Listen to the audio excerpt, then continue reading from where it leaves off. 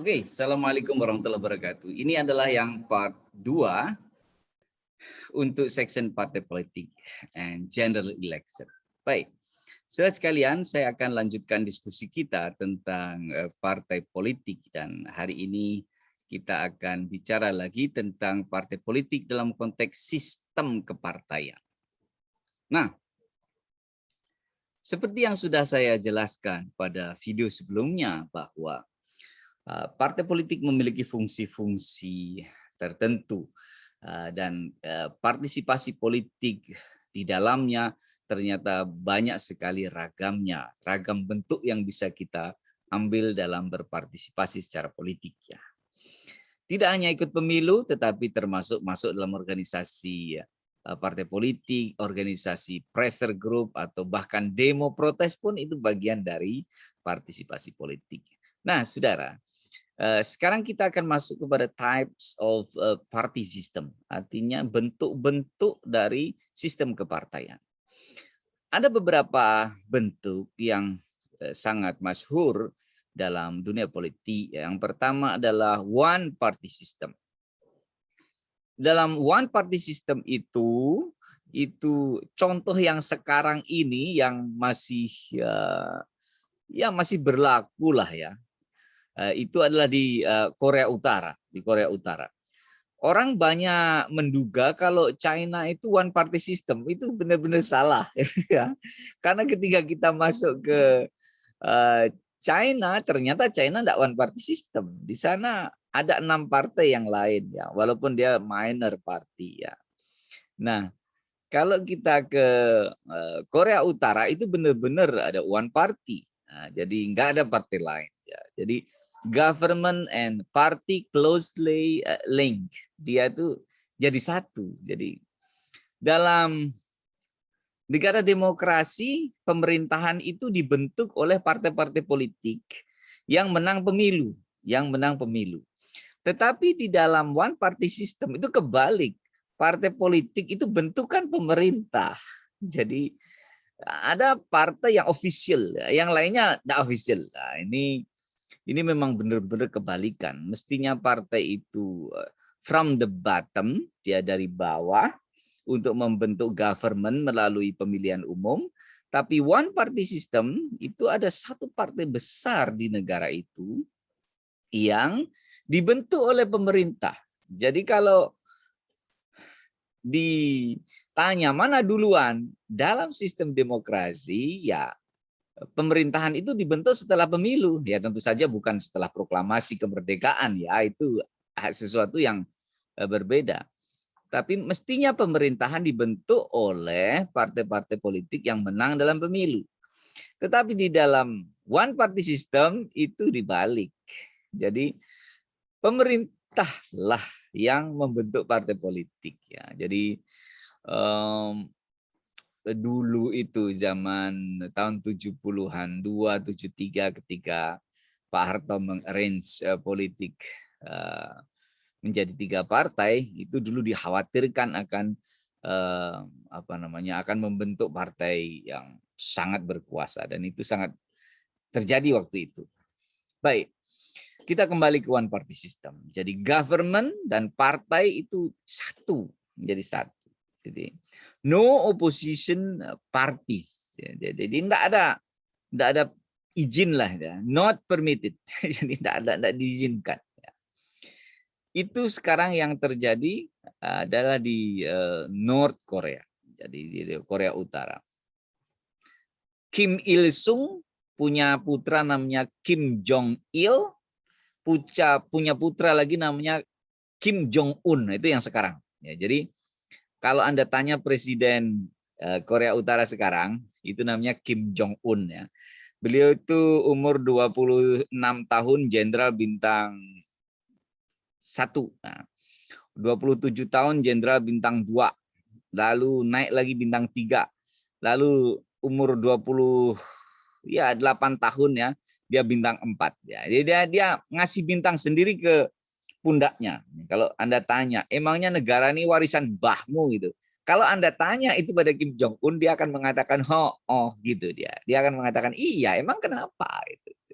Karena bapaknya presiden, mbahnya presiden. Itulah Kim Il Sung itu kakeknya, Kim Jong Il itu bapaknya, lalu Kim Jong Un. Ada. Jadi one party system itu sangatlah diktatorship ya. No opposition, sangat sedikit sekali. Tidak ada kebebasan pers, ya. Tidak ada bisa kontrol pemerintahan. Jadi loyalitas tunggal yang sangat mengganggu ya dalam perspektif demokrasi. One party system itu lebih pada melegitimasi diktatorship gitu. Ya, ini sekaligus saya meluruskan bahwa di China bukan begitu ya. Di China itu ada partai dominan, memang partai komunis, tetapi partai-partai namanya satellite partai, itu ada partai satelit namanya, itu ada 6. Dan kalau Anda ke China di assembly-nya, ya di MPR-nya lah ya itu ada 3.000 anggota majelis. Itu yang Muslim, anggota MPR China itu ada 162, 167 saya itu sekitar itu kan ya, up and down, tapi sekitarnya itu 162 dari perwakilan Muslim. Jadi gimana ya? Ya memang sistemnya khas dia. Ya tentu saja 160-an lebih itu ya di tengah 3.000 perutusan yang lain ya minority, tetapi adalah warna itu ada dari istilahnya dari suku Hui, ya, dari suku Hui. Loh, kenapa kok begitu? Ya karena sistem komunis di masyarakat Muslim. Jadi anggota DPR-nya Cina juga tentu saja Muslim, meskipun sistemnya komunis gitu. Baik. Jadi di China bukan one party system ya, tetapi ada dominant party and satellite party. Nah, nanti Anda cari itu partai satellite. Nah, itu tipe yang pertama. Ya, lalu yang kedua ada partai itu sistem kepartian tadi. Dominant party. Dominant party. Tadi saya cerita soal China ya. Jadi ada one party dominates for long period of time. No legal ban or other no legal ban, tidak, pada prinsipnya tidak ada pelarangan secara tegas tentang berdirinya partai yang lain on other parties, tetapi only one party has chance to win office. Jadi dia hanya satu partai yang punya peluang. Yang lainnya ya namanya partai satelit ya, partai kecil-kecil lah gitu. Dan kadang-kadang partai-partai satelit, partai yang kecil-kecil itu ada political harassment, pelecehan politik ya. Ini enggak cuma seksual harassment tapi political harassment. Jadi oposisi di sana sangat, bahasa Jawanya itu sangat dikuyo-kuyo lah, sangat memperoleh perlakuan yang tidak bagus. Kadang-kadang begitu di China. Singapura sebenarnya PAP sangat dominan ya, People Action Party. Singapura itu partai dominannya, Golkarnya sana itu adalah partainya Lee Kuan Yew. Lalu ada partai Melayu, ada partai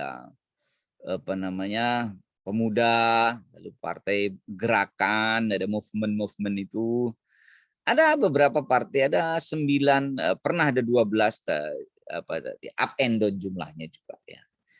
Jadi di sana ada etnis Melayu bikin partai, tidak bakal menang. Lalu ada partai pemuda, partai movement, partai gerakan, ya enggak pernah menang juga. Kenapa? Karena ya sudah dominan banget partai PAP, People Action Party itu ya. Punyanya Lee Kuan Yew itu. Nah, jadi dalam sistem dominant party system itu khasnya adalah ada partai utama, ada partai kecil-kecil, satellite party, ya, satelit partinya. Di Indonesia gimana Pak? Indonesia ini kan kayak dominan tuh PDIP. PDIP enggak dominan. PDIP berapa persen kan? Berapa? Paling besar saja 35% habis pemilu kan, habis reformasi kan. Setelah itu baru down. Berapa? 19 lebih, hampir 20 kan. Down. Lalu apa tuh? Demokrat pernah besar ketika Pak SBY lagi berjaya, berbintang-bintang. Setelah itu juga down juga. Ya. Golkar itu Indonesia hampir 30 tahun ya, memimpin Indonesia. Ya akhirnya kalah juga. Ya. Jadi up and down itu biasa. LDP di Jepang itu memimpin 38 tahun. Bayangkan, 38 tahun memenangkan pemilu di Jepang. Tetapi ya pernah juga kalah. Ya, kemarin kalah zaman-zaman ini reformasi ini kalah dia. Ya. Tapi tetap saja sebagai partai yang besar dia cepat sekali untuk membangun institusi partainya. Kenapa? Ya begini, di Indonesia misalnya ya, itu yang punya struktur kepartaian kuat itu sebenarnya Golkar yang pertama, yang kedua PDI. Yang ketiga hemat saya PKS ya karena basisnya ada di halakah itu.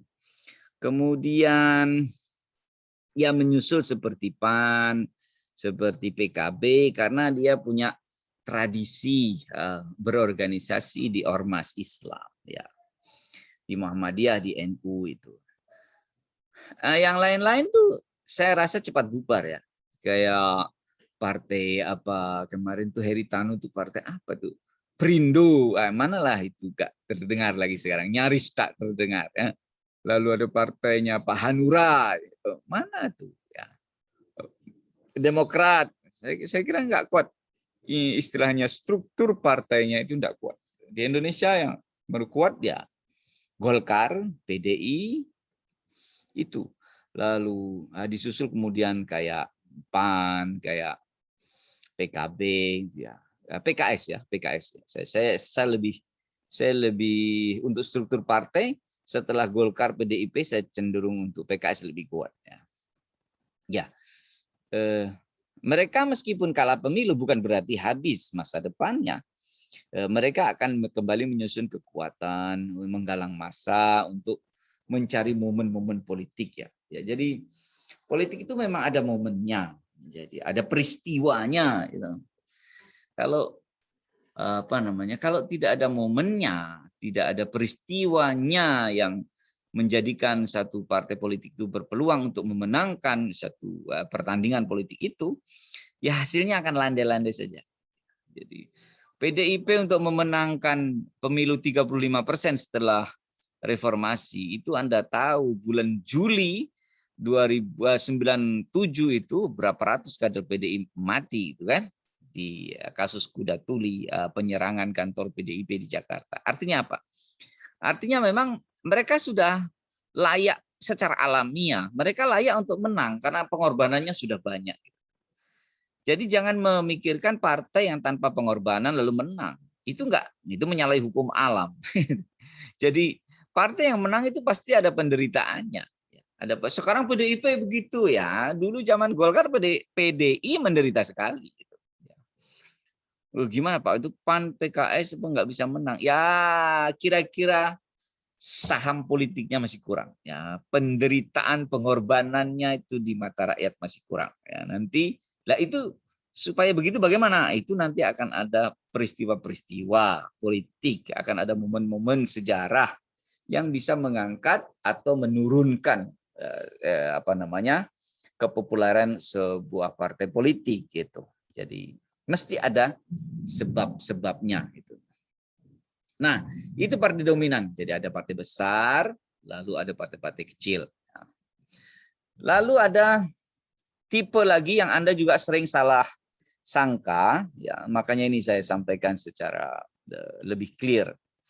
Ada types yang berikutnya ini adalah two party system. Jadi ada dua sistem partai.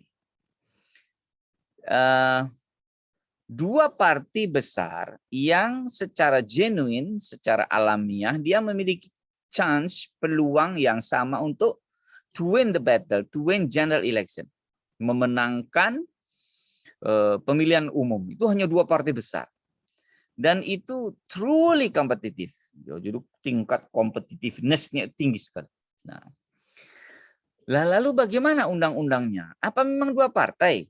Anda akan menuduh di Amerika itu hanya ada dua. Kok di sana kan dua partai sistem, Pak? Makanya hanya dua partai. Jangan begitu. Kita ini kan orang HI, belajarnya yang benar ya. Di Amerika itu additional parties not outlaw. Jadi partai-partai yang mau berdiri itu bukan dilarang. Tetapi punya kesulitan yang serius untuk memenangkan pemilu. Kenapa? Ya, karena undang-undang domestiknya itu berlaku bertingkat-tingkat. Jadi bayangan Anda di Amerika ada berapa partai deh? Berapa partai? 2, 3? Tidak ya. Di Amerika itu yang besar 2. Itu yang Demokrat, Republik. Itu namanya umbrella party. Apa? Umbrella party. Parti payung. Nah, di dalamnya itu partai kecil jumlahnya 153, 152, 149. Kenapa kok saya ngomongnya begitu? Every single election itu mesti ada up and down-nya. Ya, kalau sekarang 150-an lah. Bahkan partai komunis sempat muncul di Amerika. Ya, ada Green Party, Libertarian Party, gitu. Ada Reform Party. Ya. Ini apa lagi dia? Yang Environment Party ada. Jadi 150-an partai politik di Amerika. Cuma itu ada tingkat-tingkat bagaimana mereka ikut pemilu. Kalau dia hanya memenuhi syarat untuk ikut pemilu di tingkat distrik, ya di distrik. Ya. Kalau dilelahnya beberapa distrik, ya dia ikut di situ, di negara bagian tertentu itu. Gitu. Kalau dia bisa memenuhi di beberapa negara bagian, ya di beberapa negara bagian itu dia ikut. Hanya secara nasional, yang ada di 50 negara bagian di Amerika itu hanya 2 partai. Yaitu namanya Partai Demokrat dan Partai Republik. Nah, itu ada di United States, dari Kanada, Britain, jadi kayak gitu ya. Jadi saya ulangi, two party system itu sebenarnya terbentuk secara kira-kira rekayasa apa alamiah? Alamiah sebenarnya. Jadi jalannya tuh alamiah. Dia ada partai banyak, lalu seleksi, makin tidak masuk akal untuk melawan dominasi 2 partai besar. Lalu terbentuklah 2 partai payung itu. Nah, begitu 2 partai payung itu, mereka lalu bikin undang-undang yang mengatur sistem pemilu. Yang, nah ini sudah desain ini. Yang semakin menyulitkan partai-partai kecil untuk ikut pemilu. Nah, jadi alamiah muncul di awal-awal, tetapi begitu sudah undang-undang itu sudah bermain di situ, ada desain. Nah, jadi awalnya alamiah, tapi berikutnya lalu didesain supaya ya 2 sajalah itu. Ya, 2 sajalah itu quote and quote itu lobbynya para politisi di 2 partai besar itu. Nah, ada upaya misalnya threshold dan sebagainya. Tapi di Amerika kata-kata yang terkenal bukan thresholdnya, tetapi sejauh mana partai Anda didukung di sebuah distrik atau di negara bagian. Itu yang menjadi kartu Anda bisa ikut pemilu atau tidak di tingkat negara bagian atau di tingkat federal nasional. Nah, jadi two party system di Amerika itu, ini saya meluruskan apa namanya, kelirumologi ya. Banyak yang menyangka itu hanya 2 partai, di sana lebih 150 partai. Nah, hanya partai-partai yang kecil-kecil itu yang peluangnya kecil. Kok peluangnya kecil, Pak? Karena 1 distrik 1 perwakilan. Nanti kita bahas itu. Nah, jadi menjadikan partai kecil harus menginduk pada partai besar. Ya, menginduk. Nah, mereka selesaikanlah negosiasi politiknya. Ini itu bargaining position mereka yang bahas. Oke, jadi two party system sebenarnya asal muasalnya itu alamiah saja. Tapi untuk tahap berikutnya mereka bisa mengatur lewat undang-undang yang mengokohkan itu. Baik, lalu kalau di Indonesia macam mana? Nah, Indonesia ini menganut multi party system. Multi party system ini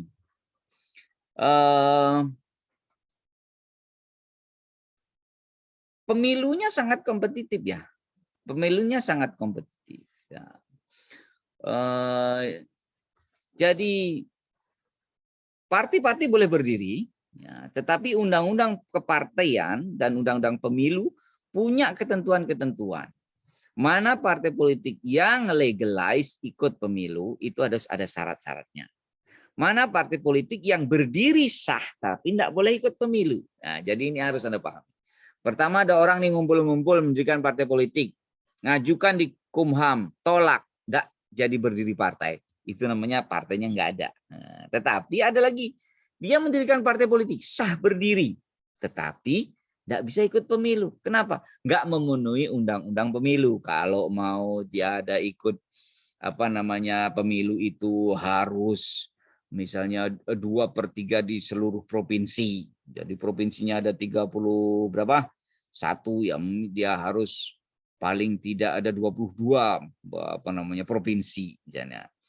Harus separuh kabupaten misalnya. Jumlah kabupaten Indonesia 584 dibagi 2 harus begitu. Nah, kemudian sebarannya nggak boleh ngeblok. Banyaklah aturan-aturannya itu. Itu sebuah partai politik bisa jadi dia berdiri dan legal, tetapi tidak bisa untuk ikut pemilu. Nah,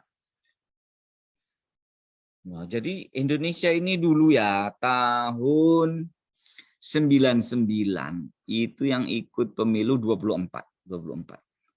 Tahun 2004 itu ada 32. Nah, itu sekarang yang ikut berapa sekarang? Yang ikut pemilu pun tidak mesti dapat yang namanya kursi. 12-an partai yang dapat kursi berapa gitu kan. Loh, kok tidak semuanya dapat kursi? Nah, itu nanti kita ngomong soal threshold atau parliamentary threshold. Jadi misalnya nih partai ABCD deh. Partai D punya threshold itu apa? Threshold itu ambang batas minimal bukan maksimal ya. Minimal partai politik supaya bisa masuk di parlemen. Misalnya Indonesia ini 4%. 4% dari parlemen. Parlemen jumlahnya berapa? Oh, dihitung. Oh, ada 560 misalnya. Itu berarti jumlah yang boleh masuk berapa? 4%-nya berapa? Gitu. Dikalikan. Jadi biar ngitungnya gampang ya. Misalnya 600 nih. Itu 4%-nya berapa? Jadi 4 kali 6, 24. 24 kursi. Partai politik yang hanya dapat kursi kurang 24, maka kursinya tidak bisa dimasukkan atau tidak boleh menduduki kursinya di mana? Di DPR di Senayan sana. Loh, itu namanya mengabaikan aspirasi, Pak. Ya, itu diskusinya memang panjang. Tapi itulah threshold. Salah satu cara merekayasa politik agar partai politiknya itu tidak terlalu banyak. Hanya partai-partai yang benar-benar rooted mengakar di masyarakat saja yang boleh hidup. Jadi semakin tinggi namanya parliamentary threshold, itu seleksinya partai politik makin ketat. Hanura misalnya nggak dapat 4%, ini pemilu 4%. Kan naik terus tuh. Tahun 99 nggak ada itu. Lalu naik 2,5%, 3%. Sekarang berapa sih? 4% ya. Naik terus. Turki berapa? 10%. Jerman berapa? 5%. Jadi wajar saja. Wajar saja itu bagian dari merekayasa atau mendesain demokrasi. Yang paling cocok mana? Kembali. Jadi di multi partai ini kalau dibiarkan liar gitu ya, tanpa batasan threshold, itu partainya kecil-kecil sekali. Tahun 99 itu ada ya, namanya Partai Reformasi itu, hanya dapat 1 kursi. Yang mendirikan waktu itu Zainuddin MZ. Ya.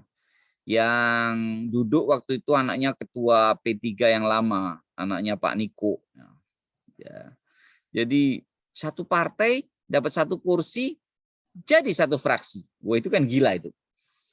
Berapa mewadahi partai-partai yang sangat kecil seperti ini? Lalu dibuatlah batasan 2,5%, naik lagi 3%, naik lagi menjadi 4% sekarang. Harapannya demokrasi kita hanya diisi oleh partai-partai politik yang benar-benar kokoh di masyarakat saja. Ya, orang-orang liberal ya itu akan cenderung menghilangkan threshold.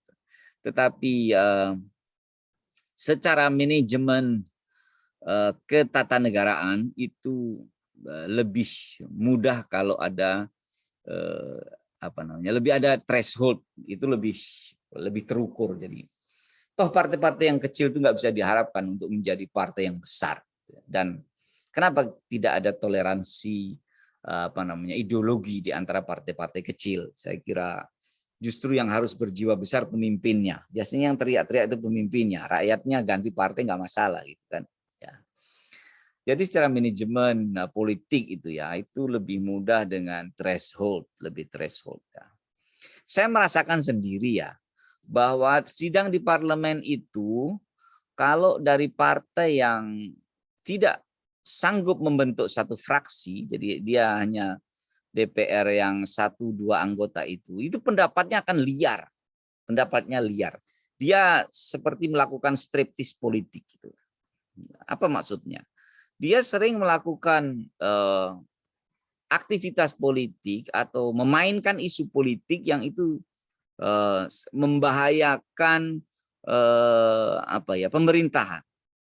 Misalnya nih, ada sidang, ada hal-hal yang krusial, sudah diminta untuk itu close ke publik sebelum sesuatunya clear itu. Dia kadang bermain sendiri dengan caranya sendiri untuk menarik keuntungan secara politik. Bahkan kadang-kadang sering melakukan dissenting opinion, dissenting vote. Ketika orang sudah secara debat itu mencapai kata sepakat, partai-partai kecil ini perilakunya aneh kadang-kadang. Dia melakukan dissenting vote, pokoknya aneh aja gitu. Ya itu sangat saya rasakan ketika saya ada di parlemen di daerah di Yogyakarta maupun di Kabupaten Bulu. Sehingga saya sangat setuju threshold itu untuk apa? Untuk membatasi agar political action dari para politisi itu lebih terukur. Makin kecil itu akan makin aktivitasnya makin tidak terkendali. Jadi partai politik itu makin kecil itu makin tidak terkendali.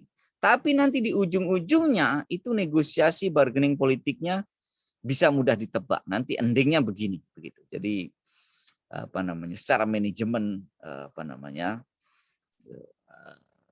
threshold itu sangat dibutuhkan untuk tegaknya demokrasi yang sehat. Saya katakan yang sehat karena ya orang boleh berdebat lah soal wah itu kan membatasi aspirasi lah, boleh lah, itu wacana teoritik ya. Tetapi ketika harus membahas tentang ketatanegaraan, maka mengurusi partai-partai kecil itu sangat melelahkan. Jadi lebih baik yang benar-benar dukungan besar saja oleh rakyatnya. Toh mereka terapung dari voters yang memilih mereka. Baik, saudara sekalian, multi party system itu lebih common ya di dunia ini karena lebih mewadahi aspirasi ideologi, warna-warna warna-warna politik yang berbeda di satu negara. Oleh karena itu kebanyakan negara menganut multi party system. Ya, Indonesia termasuk di dalamnya. Baik, saudara sekalian, lalu kita akan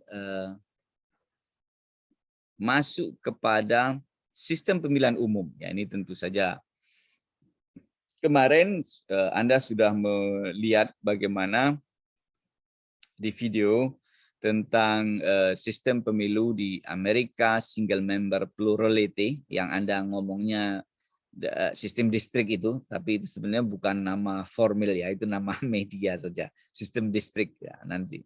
Tapi nama formalnya namanya single member plurality. Dan yang kedua, sistem yang berlaku di negara kita yaitu sistem proporsional ini. Perbedaannya seperti Anda tahu bahwa kalau distrik, kalau single member, namanya aja single member deh. Itu kandidat yang memenangkan vote di satu distrik, menang berapapun deh. Misalnya di satu distrik di Amerika, misalnya yang berkompetisi adalah partai Demokrat, Partai Republik, dan Green Party misalnya, tiga partai. Lu kok tiga Pak? Kan dua tadi. Bukan.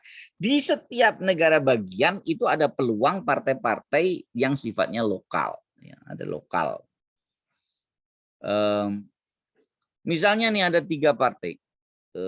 Demokrat, Republik, Green. Jadi D, R, G.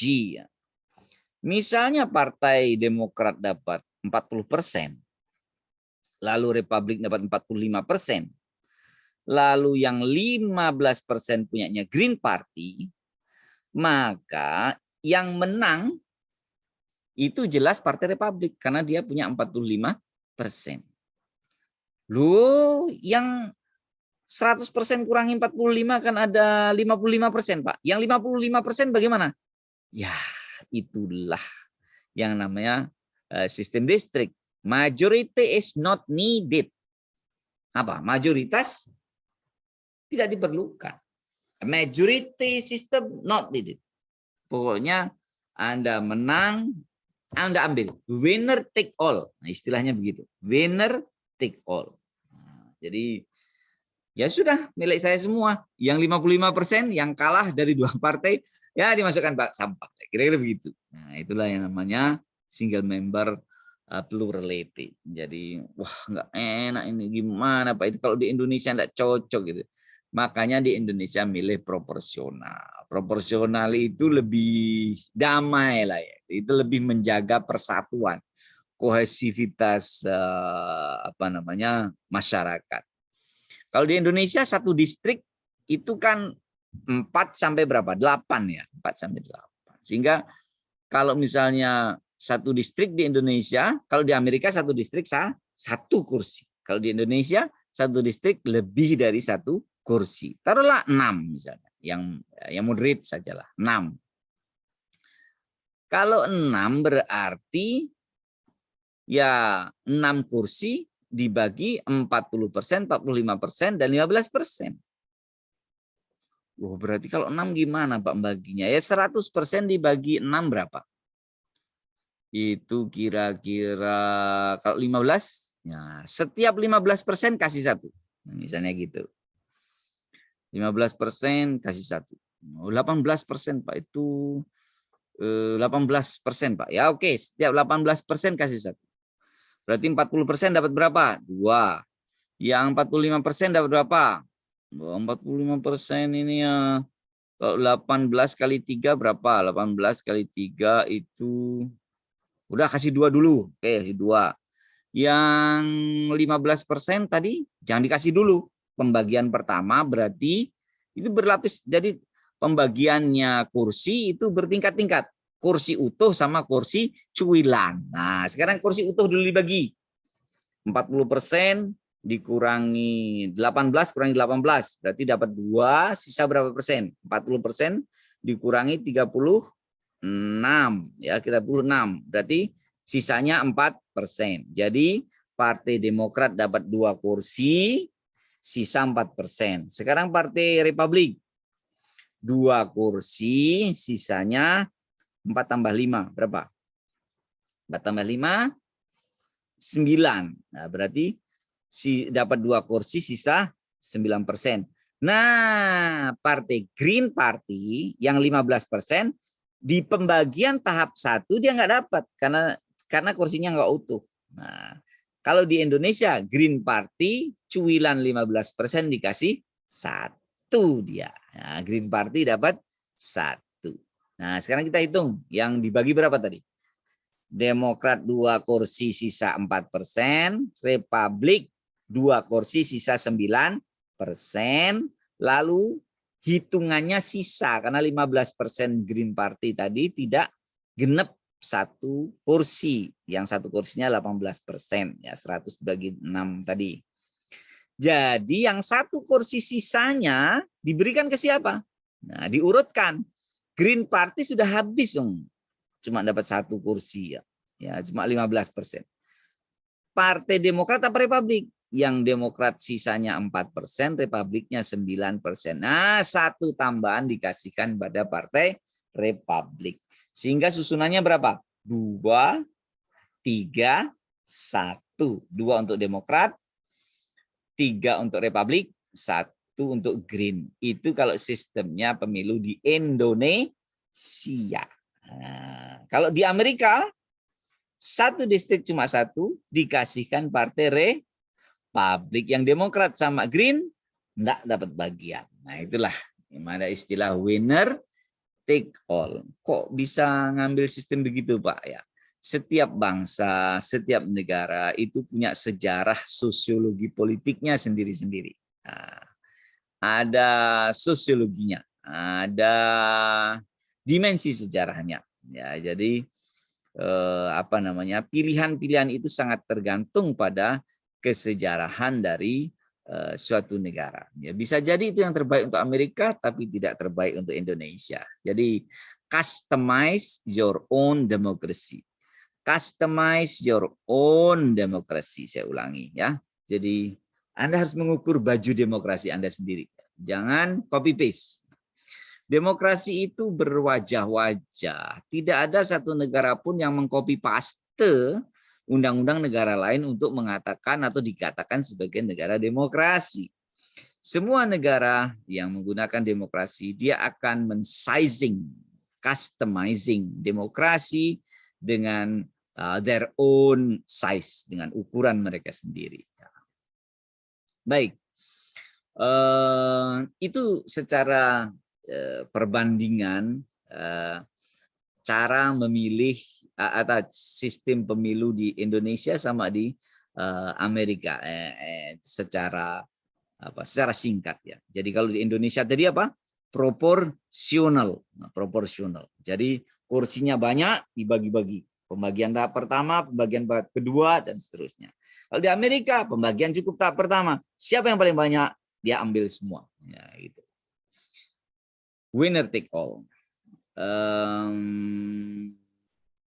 Ya, ini contoh-contoh minor party di Amerika Serikat. Nah, saya ambil yang populer saja ya. Ada Green Party, Democratic Socialist Party of America, ada Libertarian Party, ada Reform Party, ya, banyak lah ya.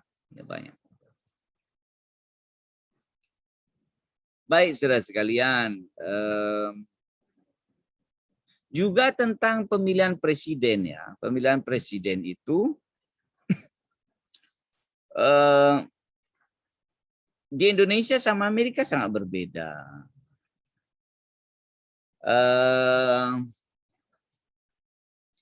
Ada kelirumologi itu anggapan salah lah. Bahwa pemilihan presiden di Amerika itu dilaksanakan secara langsung. Aduh, itu kalau orang bukan HI ya enggak apa-apa lah itu. Tapi orang HI enggak boleh begitulah ya. Gitu. Di Amerika itu yang langsung itu Indonesia. Vote menentukan siapa yang jadi presiden. Ya. Itu Indonesia. Indonesia langsung. Amerika itu enggak langsung. Enggak langsung. Dia ada yang namanya electoral college system. Namanya pemilihan presiden Amerika itu menggunakan sistem elektoral. Siapakah electoral member nanti yang chosen, yang terpilih itu? Yang terpilih itu, nah jadi setiap negara bagian itu sesuai dengan jumlah penduduknya, itu ada orang-orang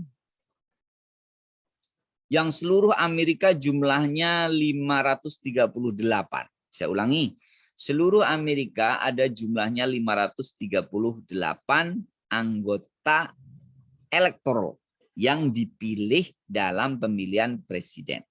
Oke, pegangi dulu angkanya.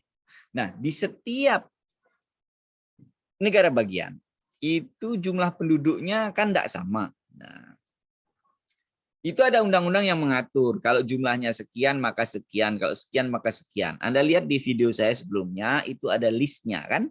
Negara bagian ini 4, negara bagian ini loh kok ini 17, negara bagian ini kok 9, no. Hawaii kok cuma 1 dan sebagainya lah. Itu Alaska kok cuma 1 misalnya. Loh kenapa? Nah, itu ada undang-undangnya yang mengatur. Itu kaitannya dengan sebaran penduduk. Oke.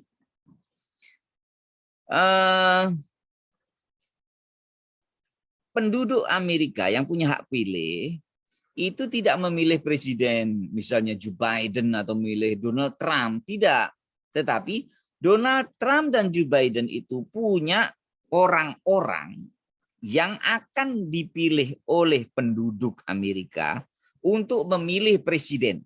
Nah, saya ulangi, orang-orang yang akan dipilih oleh penduduk Amerika untuk memilih presiden. Nah, orang-orang yang akan memilih presiden Amerika itu disebut member electoral atau dia adalah anggota elektoral, maka disebut electoral system. Jumlahnya 538. Sehingga kalau pengen menang, Anda harus memenangkan negara-negara bagian yang padat penduduknya. Saya ulangi, yang padat penduduknya. Untuk jadi presiden Amerika harus dipilih oleh berapa anggota elektoral? Ya 538 dibagi 2. Berapa itu? 200 berapa? Ya, harus lebih separuh ya. Berarti minimal 270. Itu kan kalau dibagikan belakangnya 9 itu, 69 kan? Jadi itu harus ya 69 kan baru sama kan? Nah, supaya menang sedikit tambah 1, 269 tambah 1, 270. Kandidat yang memperoleh 270 electors dari 538, maka dia yang menang sebagai presiden Amerika. Jadi gimana itu, Pak? Jadi yang dipilih oleh penduduk Amerika itu bukan presidennya, tapi memilih calon pemilih presiden.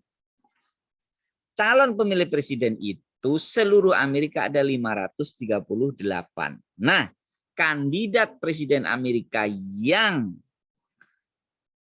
dipilih oleh 270 anggota elektoral itulah yang akan menjadi presiden Amerika. Jadi saudara sekalian, ini ada kasus menarik lah ya, kasus menarik. Anda ingat Donald Trump tuh. Pertama lawannya siapa? Hillary Clinton ya. Itu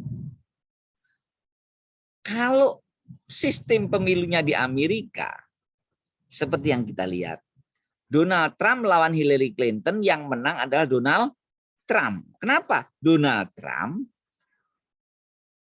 lebih didukung lebih banyak elektoral karena dia memenangkan suara-suara elektoral daerah-daerah yang gemuk perwakilannya. Nah, Donald Trump lebih 278 ya, lebih. Jadilah Donald Trump presiden Amerika. Tetapi kalau suara vote, nah ini suara vote, itu Hillary Clinton menang 1 juta suara dibanding Donald Trump. Kok bisa begitu ya Pak? Jadi kalau misalnya Donald Trump dan Hillary Clinton itu pakai undang-undang Amerika, kita lihat yang menang adalah Donald Trump. Tapi andai kata Donald Trump dan Hillary Clinton itu pakai undang-undang Indonesia, maka Hillary Clinton menang suara 1 juta suara. Kok bisa begitu Pak ya? Ya itulah relativitas sistem namanya. Jadi dilalahnya itu Hillary Clinton memenangkan suara-suara yang di daerah yang minim atau gap antara jumlah kursi dan penduduknya itu banyak. Gap jumlah kursi elektoral dan penduduknya itu besar. Sedangkan Donald Trump memenangkan daerah-daerah yang gemuk banyak kursi elektoralnya. Sehingga kejadiannya aneh seperti itu. Dari sisi suara vote nasional itu menang Hillary Clinton 1 juta, tapi dari sisi jumlah elektoral menang Donald Trump. Nah, ini itu gimana Pak? Ya itu konstitusi Amerika mengatakan yang menang Donald Trump, selesai. Jadi ini juga menunjukkan bahwa demokrasi itu relativitasnya tinggi sekali, tergantung kesepakatan nasional mereka. Atau tahun 92, waktu itu ada kandidat presiden, sebentar ya, itu waktu itu tuh Bill Clinton itu. Bill Clinton ada calon dari ini, Bill Clinton ada calon independen namanya Ross Perot. Ross Perot itu independen, lalu dia mendirikan Reform Party. Reform Party. Ross Perot memang orang yang berkredibilitas ya. Secara nasional Ross Perot itu punya 19% vote yang memilih dia. Ini supaya Anda lebih bisa memahami kenapa kok tadi ada selisih 1 juta kok menang Donald Trump. Ini tahun 92 ada kejadian lagi sebelum Trump itu. Jadi Ross Perot itu suara vote nasional di Amerika tahun 92 punya 19%. Wah, banyak kan? 19%. Tetapi karena sistemnya adalah tadi apa winner take all gitu. Jadi yang namanya elektoral itu nggak dibagi-bagi. Misalnya Nevada ada 7 elektoral, nanti Demokrat 2, Republik 5, enggak begitu. Pokoknya yang kalah yang menang ngambil semua kursi. Yang menang ngambil semua kursi. Meskipun dia hanya selisih 1000 suara misalnya, tapi tetap dia mengambil semua kursi. Itu namanya winner take all. Ross Perot kembali, dia punya 19% suara nasional. Tapi no single seat electoral untuk Ross Perot. Jadi Ross Perot didukung, PD-nya itu Ross Perot didukung 9% penduduk Amerika, tetapi tidak satu pun dia memiliki kursi elektoral. Karena kursi elektoral akan lari kepada Demokrat atau pada Republik. Nah, itulah kenapa secara mental, saudara, pada saat pelantikan Presiden Donald Trump yang pertama itu, Hillary Clinton datang dengan pede sekali. Kenapa? Dia di hadapan rakyat Amerika, dia bisa bisa tegak mukanya dengan mengatakan gue menang 1 juta suara dibanding elo gitu ya. Tetapi konstitusi Amerika mengatakan siapa yang banyak elektoralnya maka dia yang jadi presiden. Maka dilantiklah Presiden Donald Trump itu dalam jumlah suara total nasional lebih rendah dari yang dikalahkan. Ya, tetapi dia menang di jumlah elektoral. Bagus enggak Pak itu? Ya, it's up to you. Sekali lagi itu soal pilihan-pilihan demokrasi. Baik, saudara sekalian, saya kira itu yang bisa kita sampaikan hari ini ya. Kita sampaikan hari ini, besok kita lanjut lagi. Ya, terima kasih. Assalamualaikum warahmatullahi wabarakatuh. Oh ya, jangan lupa tugasnya ya.